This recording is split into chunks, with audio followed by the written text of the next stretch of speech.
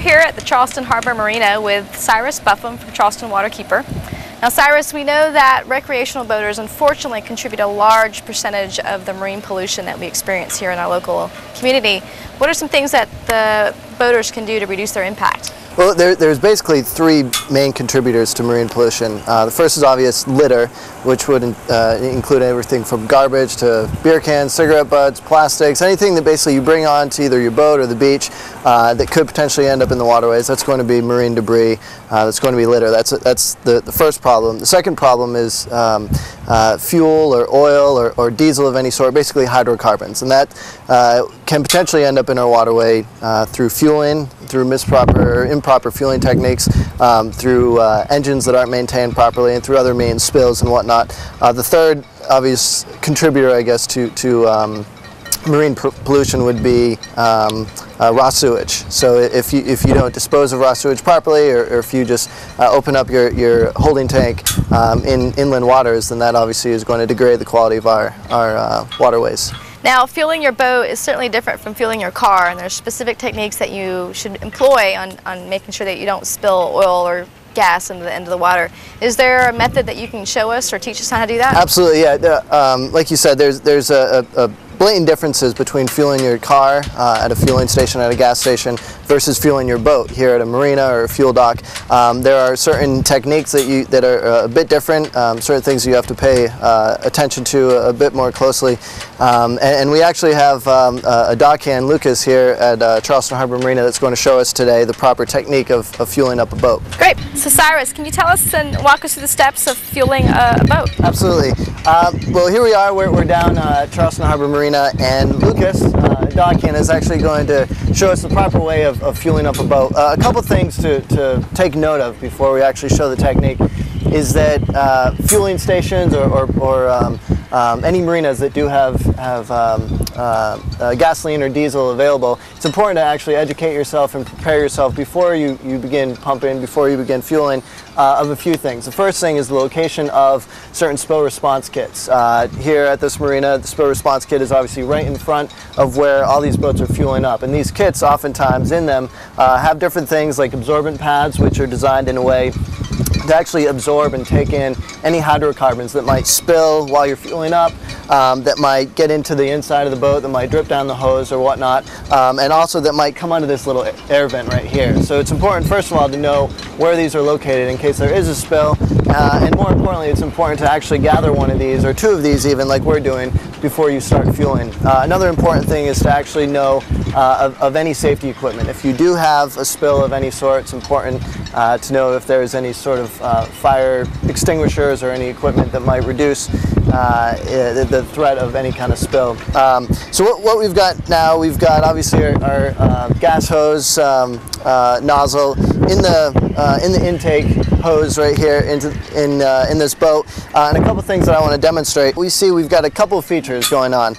One thing I do want to point out is this air valve right here, and this air valve allows air to escape the gas tank inside as gas is going into that boat and filling it up. Most boats have this air valve, especially larger boats, but obviously even some outboard boats that have outboard engines like this boat has one of these air valves. And this is a very important thing because unlike a car, when you're fueling up your car, the fuel system is designed, and the actual nozzle is designed to shut off when that fuel exceeds a certain limit, when that tank is just about full.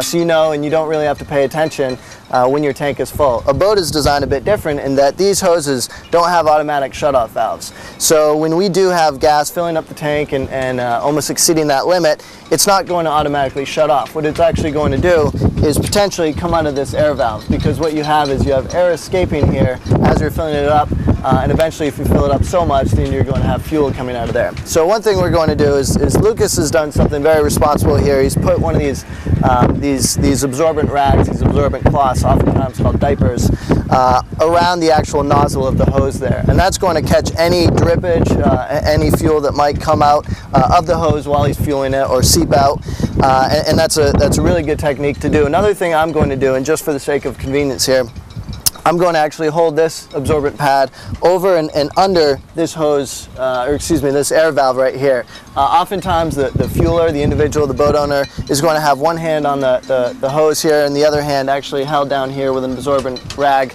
But just to show you guys, we're splitting up the roles here, delegating it a bit. So Lucas, if you could fuel up a little bit there. And we can see another thing that you always want to be mindful of are the noises that are happening. One thing you can actually hear is as the tank fills up, you can hear obviously the sound of the tank filling up with gas. Another thing though that I can do is I can actually feel air pressure coming out of this air valve right here. And as that air pressure increases, we know that we're getting closer and closer to that maximum limit. And I'm actually feeling it increase a good bit right here, so I'd say we're just about full. So what I want to do is slowly remove and make sure that there hasn't been any gasoline to escape this little air valve, and it's clean as a whistle here. But again, it was just one of those precautions that I took to mitigate any potential risk, any spillage out of there. Another thing that Lucas is going to do is he can either use that rag that he's put around that hose, or take the one that he's used here. And as he's pulling that out, he can actually catch any excess gasoline or diesel, whatever fuel that you're using, catch that and prevent it from going in. The last thing that you want to do is obviously clean around the surface of the gas intake here and make sure there isn't any gas or diesel or hydrocarbons around that area. And you can see not a drop spilled, and obviously Lucas is very trained in his skill here. But one thing to note actually is that dock hands, even though they are well versed and very well trained in the technique of filling up gas tanks here, it's actually illegal for a dock hand to fuel up your boat. So if I'm a recreational boater and I'm low on fuel and I need to go down to the marina and fill up my gas tank, I can't have Lucas or any other dock hand that's on the dock fill up my boat for me, even though that they know the exact technique and the proper procedure. They have to do it themselves. So that's why it's that much more important to educate yourself and to become skilled at this whole technique of filling up and reducing the risk. So Cyrus and Lucas just showed us the proper way on filling a boat, and what I want to know more information about is why is it so important to make sure we catch every single drop of gasoline? It's a great question. The biggest thing is that any hydrocarbon, which like I said is basically a big category that includes gasoline, diesel, oil, hydraulic fluid, anything that's somewhat foreign, a foreign substance, a chemical-based substance that is used in the operation of a boat, that's going to be incredibly harmful to the natural environment, the ecosystem of our marine environment. Just small amounts of gasoline or oil or diesel spilled in a marine environment is going to drastically degrade the quality of that ecosystem around there. It's going to get into the aquatic life. It's going to slowly work its way up that food chain. And not only can it impair and oftentimes kill the vegetation and some of the plant life in these ecosystems, but it can also, like I said, work its way up the food chain and more of the living the animals and other species that are in our marine environment. Okay, thank you. So also tell us a little bit about pump outs and why we need to be worried about pump outs. So the third contributor to marine pollution, the third main contributor to marine pollution, like I said, was raw sewage. And you might think, how does raw sewage come into the picture? And basically some larger boats, oftentimes even somewhat smaller boats, have what is called a head on board. And a head is just a fancy nautical term for a bathroom, a toilet. And oftentimes these boats have holding tanks in them which are designed to hold all that raw sewage. Eventually that holding tank is going to exceed its limit, and which time you have to dispose of that raw sewage properly. It's highly illegal to discharge that raw sewage into the waterways, especially inland waterways in the United States, and it's just terrible for the marine environment. So there are what are called pump out stations all up and down the coast, inland and all over the nation in our waterways.